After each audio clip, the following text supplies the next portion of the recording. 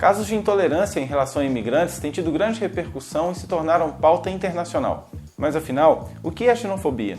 E por que a xenofobia tem aumentado? Por que na Europa? A gente vai tentar responder isso tudo no vídeo de hoje.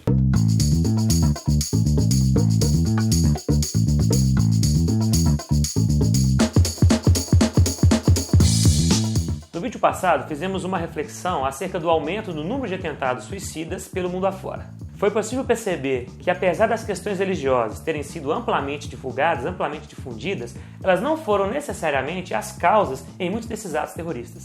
Entretanto, nos últimos anos, as associações entre terrorismo e religião têm sido quase inevitáveis. Isso porque os atos terroristas não trouxeram apenas o pânico e centenas de mortes, mas também colocaram em evidência o suposto perfil do homem-bomba, ou seja, aquele fundamentalista islâmico. Após o 11 de setembro, não só os Estados Unidos, mas muitos países europeus começaram a olhar com uma certa desconfiança e perigo todos aqueles muçulmanos que habitavam seu território.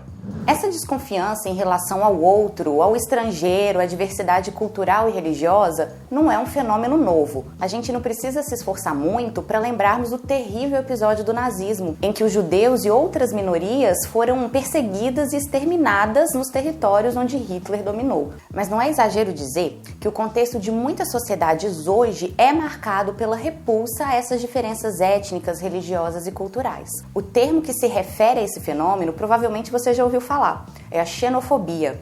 Mas o que esse conceito realmente indica?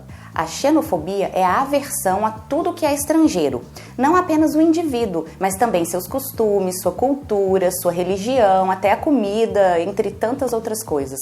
Como eu já falei, o estranhamento em relação à diferença é um fato recorrente.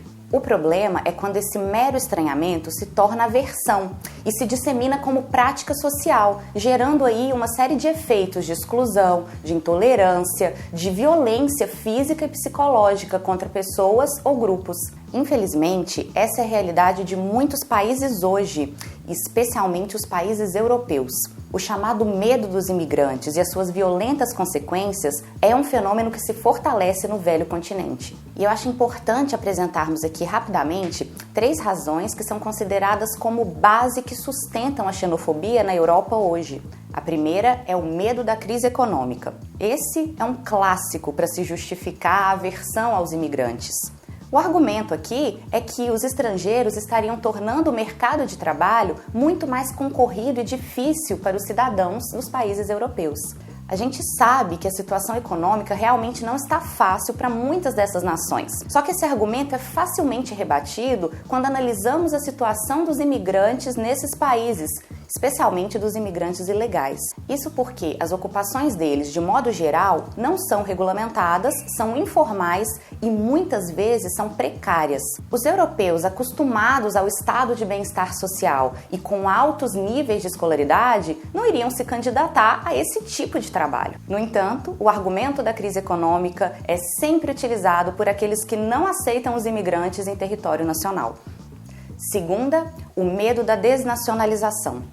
Esse seria o temor de uma possível perda da identidade nacional dos europeus com a chegada dos imigrantes.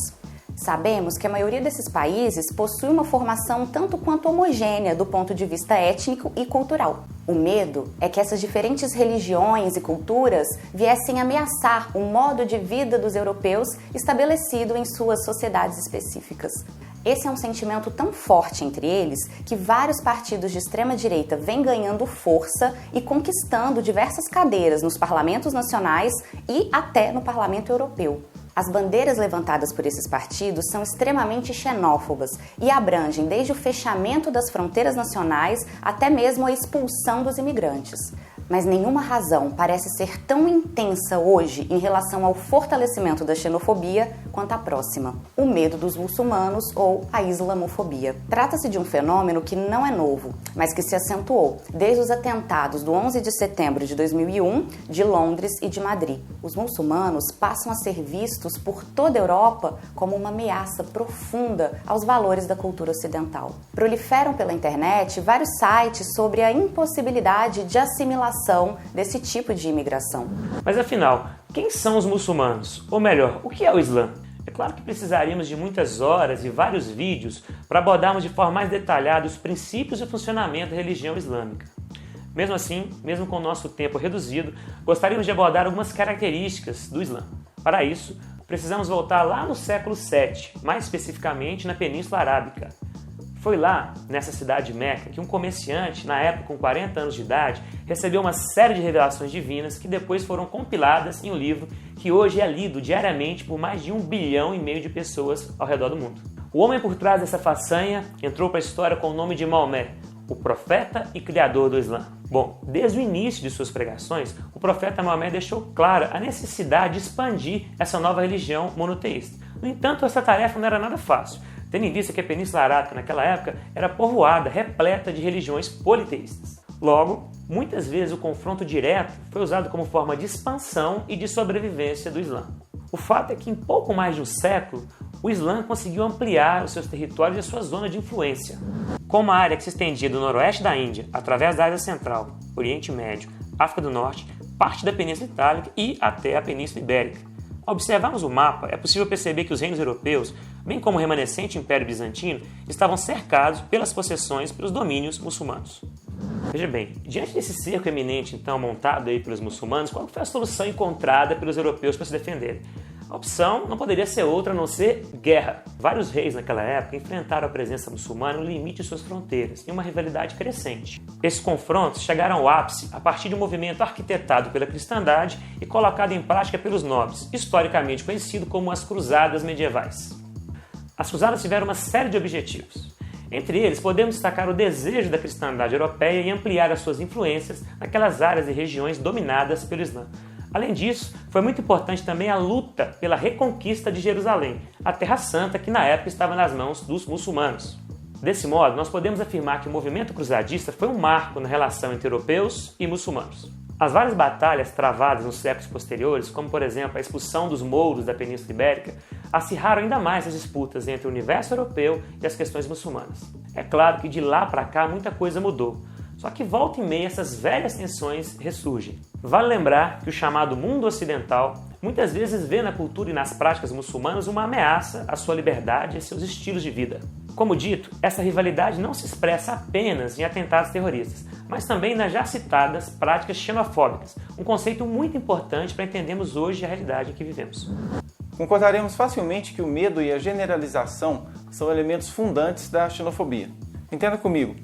Eu temo o que é diferente, alheio à minha religião, cultura, etc., por associar uma imagem errônea construída por mim ou por outros a alguns daquele grupo. Já dissemos aqui que essa exclusão não é coisa nova. Um outro exemplo é o retratado por Michel Foucault no livro História da Loucura na Idade Clássica.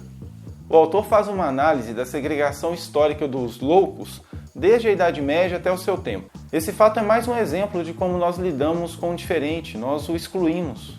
E não eram segregados somente os loucos que representavam algum tipo de risco à sociedade.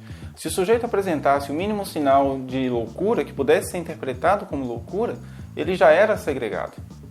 Não havia ainda perspectiva efetiva da recuperação do sujeito que portava qualquer problema mental. A maioria de nós percebe no dia a dia que tais generalizações são muito falhas. Acredito que todos já conhecemos alguém que quebrou a expectativa que tínhamos a partir do estereótipo dele. Para ficarmos com exemplos simples, imagine alguém que torcia para outro time, gostava daquela música, tinha outro posicionamento político. Agora tente transpor isso para realidades mais complexas e maiores. Será que todo muçulmano é terrorista? Você deve concordar conosco que não. Os grupos terroristas não representam de forma alguma a totalidade dos muçulmanos. A gente vai abordar esse estereótipo do muçulmano no próximo vídeo. Pense comigo de novo. Todo mundo que se posiciona à esquerda politicamente é comunista? E todo mundo que se posiciona à direita é ultraconservador? Na boa, você já tem que ter passado dessa fase. Vamos pensar um pouquinho fora da caixa. Vamos ver isso agora pensando no contexto da nossa educação brasileira? O Enem avalia nossos estudantes de ensino médio a partir de uma matriz de competências e habilidades. Cada disciplina, cada área do conhecimento tem a sua matriz específica. Na área de ciências humanas, a gente tem especialmente em destaque aqui uma competência, que é a competência 5, e uma habilidade, a habilidade 25, que vão exigir do nosso estudante que ele consiga se portar de maneira contrária a tudo isso que sustenta a xenofobia e outros tipos de exclusão social. Dá uma olhada aqui nas duas. A competência. recorrer aos conhecimentos desenvolvidos para a elaboração de propostas de intervenção solidária na realidade, respeitando os valores humanos e considerando a diversidade sociocultural. A habilidade associada a essa competência: identificar referenciais que possibilitem erradicar formas de exclusão social. Pois bem, erradicar a exclusão social, que também é alimentada pela xenofobia, é a habilidade que deve estar ao alcance de todo jovem que passou pela educação básica no nosso país. Mas como fazer isso? Um exemplo legal é o trabalho da iniciativa Estou Refugiado. A gente sugere que você dê uma olhada, tem o link deles aqui e na descrição do vídeo. Um caso recente tratado por eles alcançou a mídia nos últimos dias. Um refugiado sírio conseguiu arrecadar o bastante através de um financiamento coletivo para abrir seu restaurante em São Paulo. Agora ele já está legalizado no Brasil, é economicamente ativo e, à medida que busca seu sustento, gera riqueza para o nosso país. E se o caso desse refugiado sírio tivesse esbarrado na barreira do preconceito? A sua história e o trabalho do Estou Refugiado dão pra gente ótimos exemplos de como combater o preconceito e a exclusão social. Bom, pessoal, nós vimos que a relação então entre xenofobia e terrorismo é bastante complicada e traz aí uma série de consequências. Mas vocês devem estar sentindo falta de um nomezinho que a mídia adora divulgar quando fala de terrorismo. Sim, Estado Islâmico, que é o tema do nosso próximo vídeo. Não se esqueça de curtir, compartilhar, se inscrever no canal e, claro, deixar aqui embaixo o seu comentário. Valeu!